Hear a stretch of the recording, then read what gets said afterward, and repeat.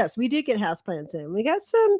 We get the pothos, Yeah. dracaenas, some of those that you're just used to seeing and growing. But we also try to bring in some things that are a little bit different that aren't as common out there. So I'm going to start by showing a few of those things Good. that aren't as common Love it. and really cool plants to go. The first one is a zebra plant. Zebra. Yeah. Anyway, Is I that a won't try to make a zebra? zebra. I'm gonna. What does a zebra I don't say? think it makes that Yeah. right. But so this is a zebra plant, really cool plant, likes bright rooms. And it likes moisture. So if you're one of those people that really kind of likes to water a lot, this could be a good one for you. It's kind of you'd treat it almost like you would treat a fern. So this is a Hoya. This one's a variegated Hoya.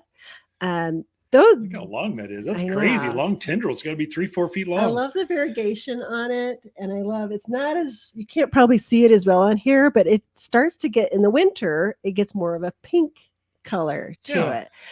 it. So a really cool plant to have. Has a nice waxy leaf, so it is a very drought hardy plant.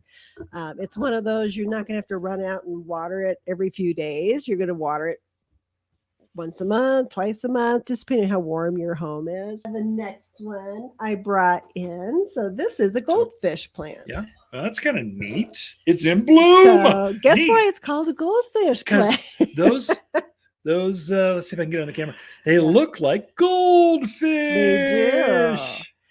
So those are little goldfish plants. They are blooming plants. So they just kind of do a cyclical bloom.